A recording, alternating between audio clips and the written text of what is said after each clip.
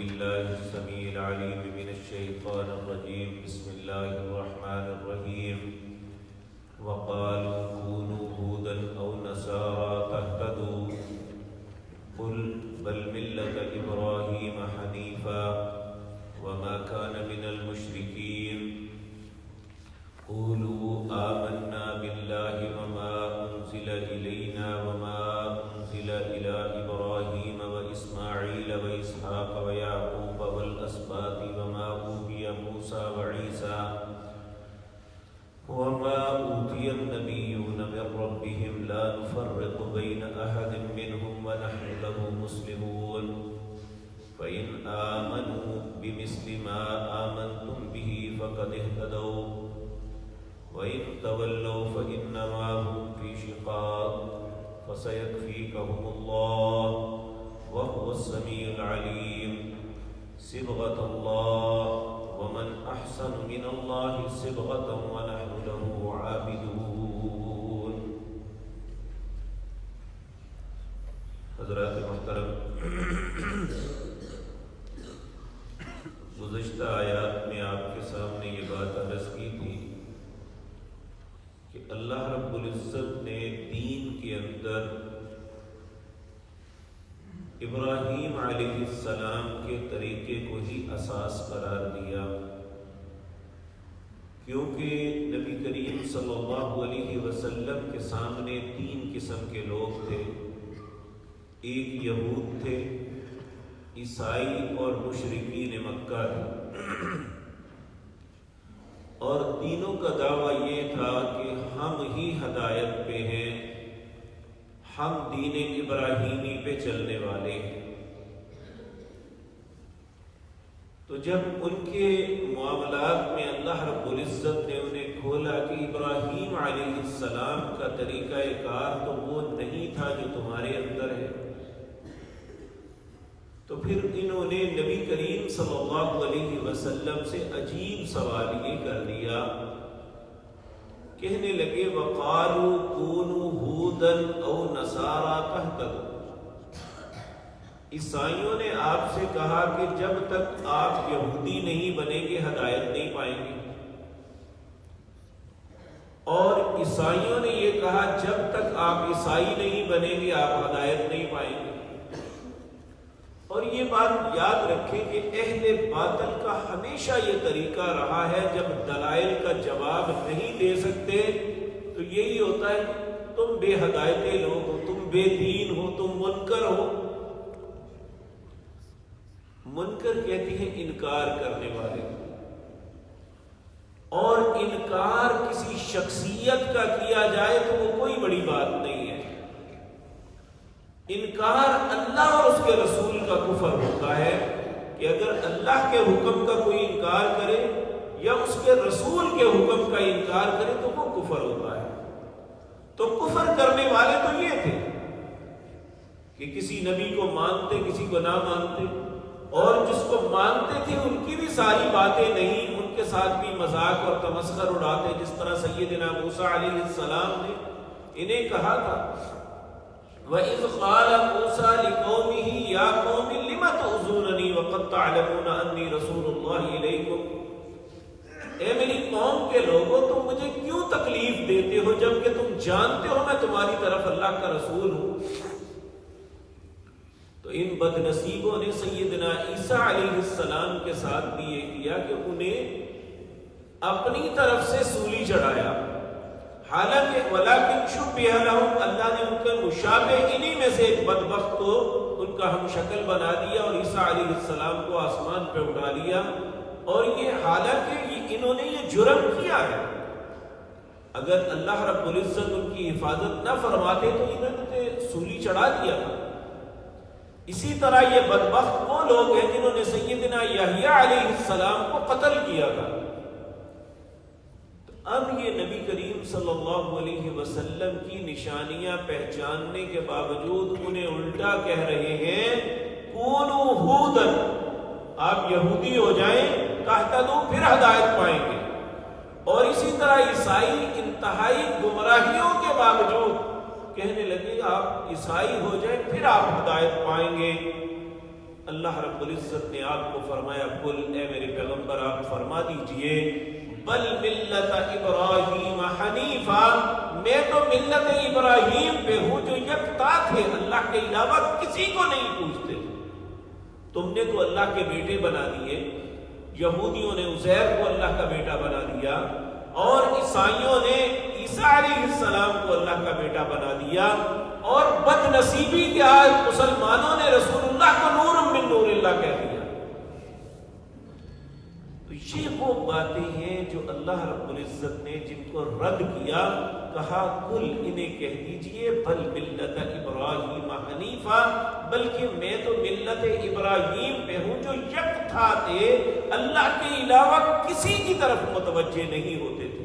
وما کان من المشرکین اور نہ ہی میں مشرکوں میں سے ہوں قولوا آمنا باللہ وما انزل الینا کہو تم آمنا ہم ایمان لائے اللہ پہ یعنی اللہ نبی کریم صلی اللہ علیہ وسلم کو فرما رہے ہیں کہ تم کہو آمنا ہم ایمان لائے باللہ اللہ پر وما انزل الینا اور جو نازل کیا گیا ہماری طرف یعنی قرآن کریم جو بھی وحی آپ کی طرف آئی وما انزل الی ابراہیم و اسماعیل و اسحاق و یعقوب والاسباط اور جو اللہ نے نازل کیا ابراہیم علیہ السلام پہ اسماعیل علیہ السلام پہ اسحاق اور یعقوب اور ان کی اولاد پہ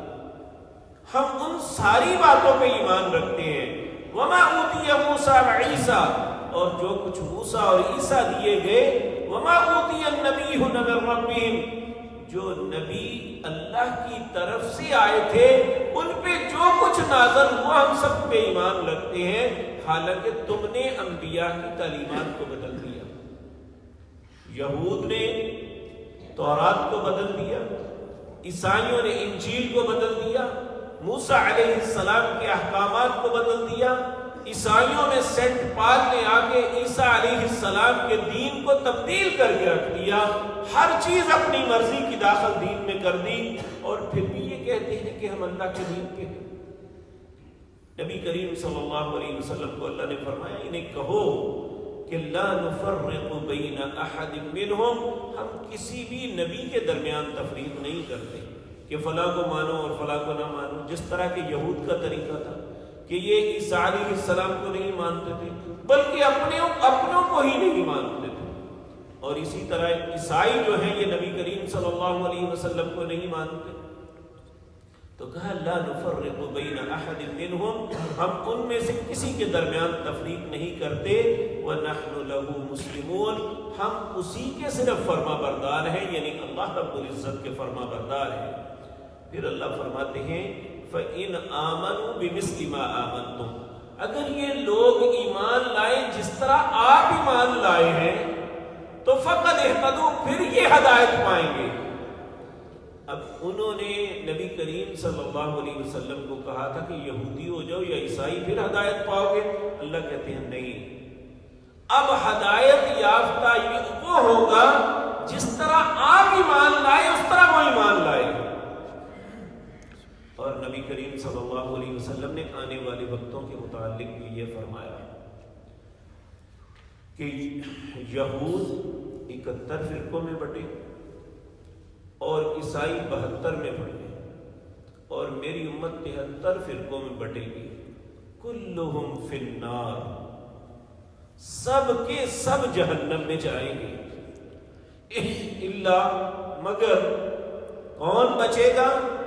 جس پہ آج میں اور میرے صحابہ ہیں جس پہ آج میں اور میرے صحابہ ہیں جو اس طریقے پہ چلے گا صرف وہ بچے گا فرقوں میں پڑھ کے کوئی شخص جنت میں نہیں جا سکتا تو اب معیار کوئی فرقہ نہیں ہے نبی کریم صلی اللہ علیہ وسلم اور ان کے ساتھیوں کا ایمان ہے اگر ہمارا ایمان بھی اس طریقے سے ہوا ہم اسی طریقے کی اتباع کریں گے تو بچیں گے وگرنہ جہنم العیاذ باللہ تو اللہ رب العزت فرماتے ہیں انہیں یہ کہو فَإِنْ آمَنُوا بِمِثْلِ مَا آمَنْتُمْ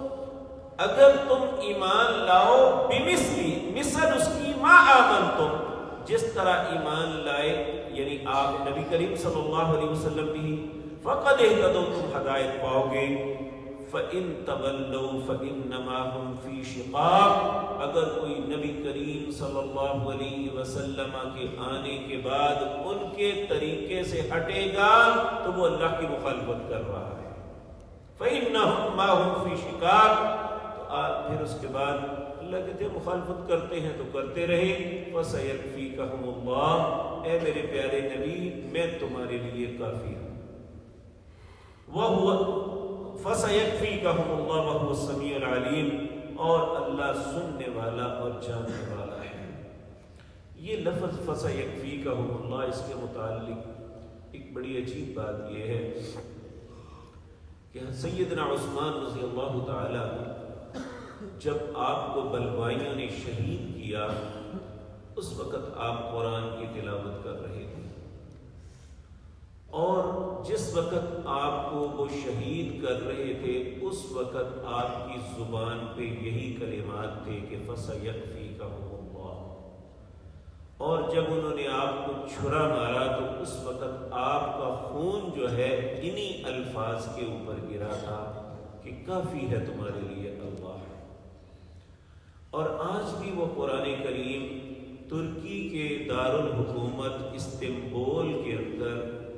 ایک مسجد ہے ان کی جسے مسجد سلطان کہتے ہیں۔ مسجد سلطان کے ساتھ ہے ایک میوزیم جسے توپ کاپی سرائے میوزیم کہتے ہیں، اس میں وہ قرآن جو سیدنا عثمان رضی اللہ تعالیٰ عنہ جس کی تلاوت کر رہے تھے اور اس کے ان صفحات پر یعنی پہلے پارے کے آخری صفحے پر خون کے چھینٹے تک پڑے ہوئے آج بھی لوگ اس میوزیم کے اندر دیکھتے ہیں کہ وہ سیدنا عثمان پڑھتے ہوئے آپ کا وہ پاکیزہ خون جو قرآن کے اوپر گرا تھا وہ آج بھی قرآن اسی لفظوں میں کھولا پڑا ہوا ہے اور لوگ اس کی زیارت کرتے ہیں۔ یہی وہ لفظ تھے جو نبی کریم صلی اللہ علیہ وسلم کو اللہ نے کہا کہ ان کی مخالفت کی پرواہ نہ کرو فَسَيَكْفِيكَهُمُ اللَّهُ تمہارے لیے اللہ ہی کافی ہے۔ اور سیدنا عثمان رضی اللہ تعالی عنہ بھی جس وقت شہید کیے گئے ان کی زبان پہ بھی آخری کلمات یہی تھے فَسَيَكْفِيكَهُمُ اللَّهُ تیرے لیے اللہ ہی کافی ہے۔ اور یہاں بھی ایک بات اور ذہن میں رکھیں، سیدنا عثمان کا تقریباً 40 دن تک محاصرہ کیا گیا، حقیقتاً آپ پہ پانی بند ہوا، آپ کے لیے یہ ساری تکلیفیں اور مشقتیں جنہیں لوگ بیان ہی نہیں کرتے۔ تو سیدنا عثمان رضی اللہ تعالیٰ عنہ کہ آپ کو خواب آئی اور آپ کے علاوہ بعض صحابہ کو بھی یہ خواب آئی کہ نبی کریم صلی اللہ علیہ وسلم حضرت ابو بکر اور عمر تینوں کہہ رہے ہیں کہ عثمان آج آپ نے ہمارے ساتھ آ کے روزہ افطار کرنا ہے، اور اسی دن سیدنا عثمان کی شہادت ہو گئی۔ اور نبی کریم صلی اللہ علیہ وسلم کے یہ پیارے داماد اور آپ کے پیارے صحابی جن کے متعلق تبوک کے موقع پر نبی کریم نے کہا تھا کہ آج کے بعد عثمان کچھ بھی کر لے ان کو کوئی نقصان نہیں ہوگا، ان کے لیے اللہ نے جنت کو واجب کر دیا۔ اور یہ ان پاکیزہ شخصوں میں سے ایک ہے، وہ 10 صحابی جنہیں اللہ نے دنیا کے اندر جنت کی بشارت دی تھی، ان میں سیدنا عثمان رضی اللہ تعالیٰ عنہ ہے۔ یہ اس آیت کے متعلق سیدنا عثمان کا واقعہ جو آپ کے سامنے عرض کیا،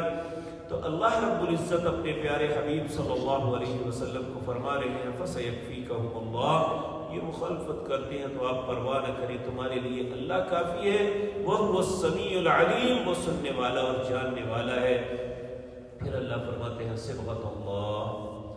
لوگوں رنگ تو صرف اللہ کا ہے، یعنی انسان نے اپنے اوپر کوئی رنگ چڑھانا ہے، وہ ایمان کا رنگ تو اللہ کا رنگ ہے جو اللہ کی طرف سے عطا ہوا ہے۔ وَمَنْ أَحْسَنُ مِنَ اللَّهِ صِبْغًا اور اللہ سے بہتر رنگ کسی کا نہیں ہو سکتا۔ یعنی یہ جس طرح کہتے ہیں نا انو اچھا رنگ چڑھیا، حالانکہ اسے کوئی پینٹ نہیں ہوا ہوتا، یعنی اس کی تربیت کا انداز خوبصورت اچھا ہوتا ہے، کہتے ہیں یہ بہت اچھا رنگ چڑھا ہوا ہے، اسے برا رنگ چڑھا ہے۔ اسی طرح یہ اللہ رب العزت نے جو اپنی اطاعت اور فرمانبرداری، اپنی عبادت کے معاملے، اس کا رنگ جو ہے اس کائنات میں کے اندر اگر کسی شخص نے دیکھنا ہو اللہ کے رنگ کو تو وہ نبی کریم صلی اللہ علیہ وسلم کی ذات مطہرہ کو دیکھ سکتا ہے۔ تو اللہ رب العزت فرماتے ہیں صبغۃ اللہ، اللہ کا رنگ ہے، ومن احسن، اور اس سے اچھا، من اللہ صبغہ، اللہ کے رنگ سے اچھا کون سا ہو سکتا ہے؟ وَنَحْنُ لَهُ عَابِدُونَ، ہم تو صرف اسی کی عبادت کرنے والے ہیں۔ یہ نبی کریم صلی اللہ علیہ وسلم کا جملہ اللہ نے جواب میں فرمایا۔ اللہ رب العزت سے دعا ہے اللہ ہمیں بھی اپنے دین کے رنگ میں رنگ دے۔ اقول قولی ھذا واستغفر